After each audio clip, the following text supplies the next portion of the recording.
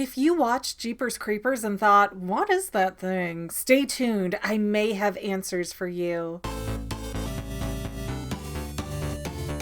Hey guys, it's McGann. Welcome to the Fangirl, and let's get ready to talk about one of my favorite scary movies. Today I'm covering one of the most mysterious monsters. So mysterious, in fact, I've always just called him the Jeepers Creepers monster. But I'm pretty sure the Creeper is his preferred call name. Really, this movie is so strange because it spends so much time with the brother and sister just chatting back and forth while we get almost nothing about the creature. We know that he's pretty evil, only surfaces every 23 years, and eats people's body parts to sort of inherit those body parts and make them his own somehow, because that's how transplants work. Other than that, and the fact that the Creeper is this reptilian bat-wing psycho who lives in a church filled with preserved bodies, we don't know much of anything about this monster. But you know what struck me as really weird? When the brother and sister Trish and Derry come into the local diner looking for help, nobody even bats an eye. I mean, this movie's set out in the boondocks, probably a little tiny town where everybody's in everybody else's business. And this town is so small that this itty-bitty off-the-road diner is packed full just because it's the only place around where you can have a hot meal that you didn't have to cook yourself. Yet there's not one person who is shocked, curious, alarmed, or even remotely concerned when these two disheveled teenagers come in looking for help.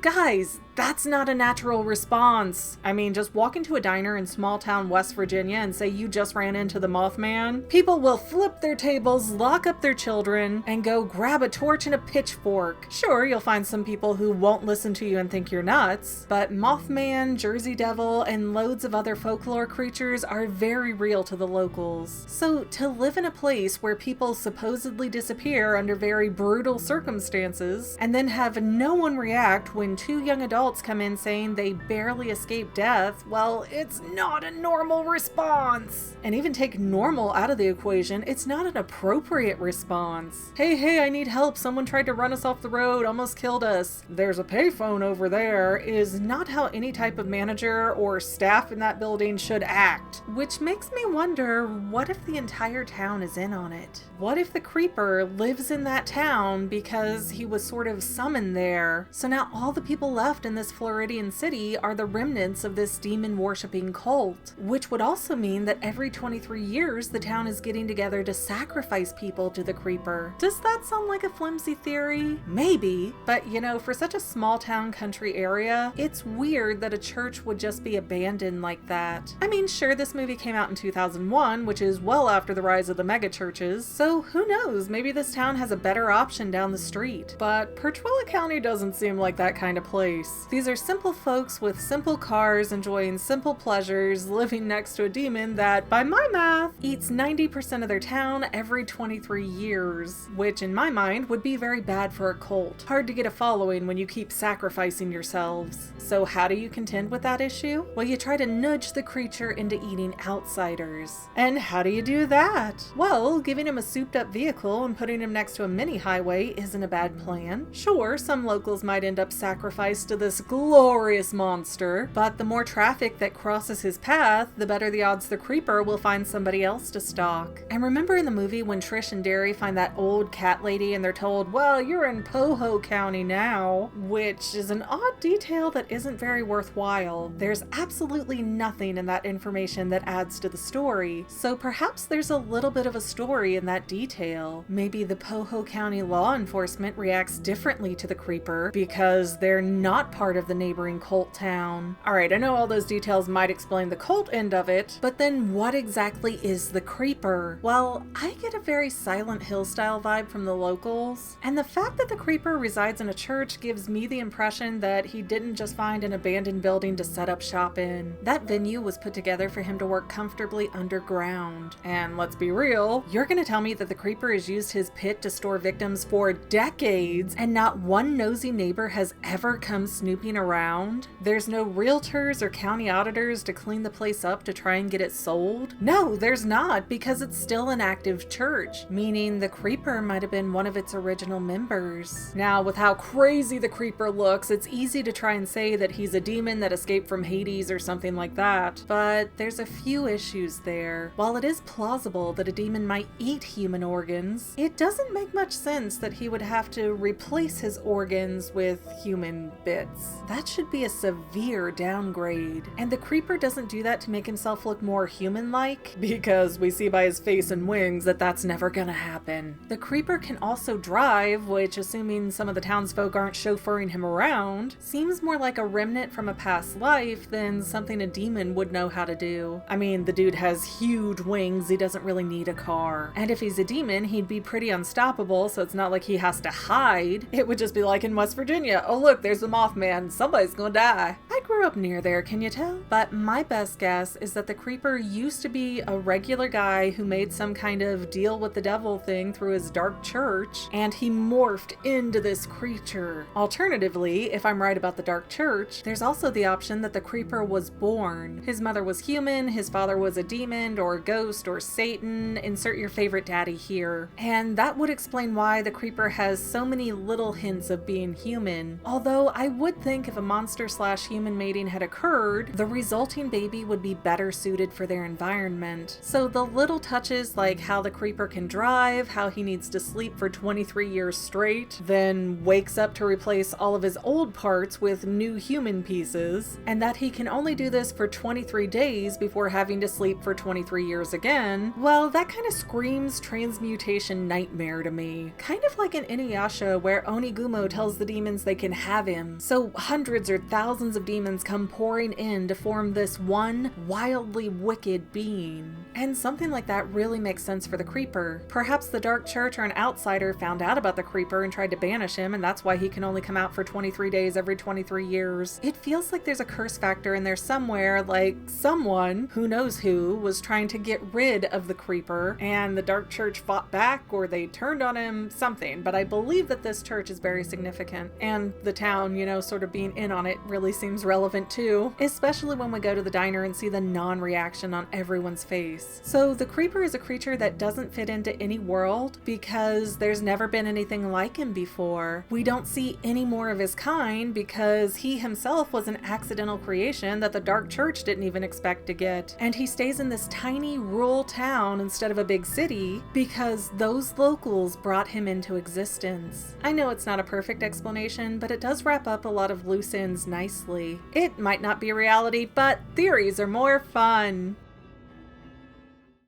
I don't really have any planned out derps for today. Usually we'll have a song or a specific discussion, but not today. You hear that little demon screaming in the background? That's my demon. Oh, but hey, I know what I can do. I can do a little shout out thank you to Sarah from Anchorage, Alaska. She had sent me a letter and I sent her back a little like fangirl fan pack, I guess. Oh, and Sarah, if you're watching, the cloth you got was for like glasses or tablets or something. It's a screen cleaning cloth. Maybe I should start mentioning that to people in the future. Maybe. But Sarah sent me a letter, which actually turned into my last Coraline video. I sent her back some fangirl love, and then she sent me back a necklace from, I think it says icing on the little placard. Yes, icing, which I thought was really cool. I've never really shopped there. They don't have many of them near me in the middle of nowhere waiting for the Jeepers Creepers monster to come. But I wanted to thank you, Sarah, for the beautiful little M necklace. And if anybody doesn't listen, my name in real life is not the fangirl, it's McGann. So M for McGann. Yay, love, thank you. Heart, heart,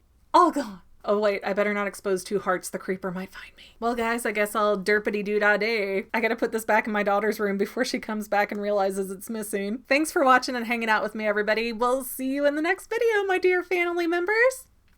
Well, family members, we're almost done, but I want to invite you to hang out with me in some other places. I'm on Twitter and Instagram as my own personal self, and I have a Facebook page too, but I mostly just post photos over there. And sometimes people say, hey McGann, I want to mail you something. How do I do that? Easy. Just click the About tab on my channel page, and my most current P.O. Box info will be right there. I also run another channel, The Family. It's really a hodgepodge channel where we might post anything. Oh Oh yeah, and I also sell shirts and stickers and stuff with the Fanily and the Fangirl logos. If that is your cup of tea, I have a link in every description of every video. Finally, if you want to help out the Fangirl channel and make sure I'm putting out video essays for years to come, the best way you can help is by subscribing and watching more of my videos, whether they're new, old, whatever. Maybe even share one or two on social media, help spread the word. People who watch to the end of videos, like you, helps to tell the site, hey, this is a good video, we should recommend it to other people. So if you made it this far, leave me a comment of something like, hey, I made it to the end. Love ya. See you next time, family members. Bye.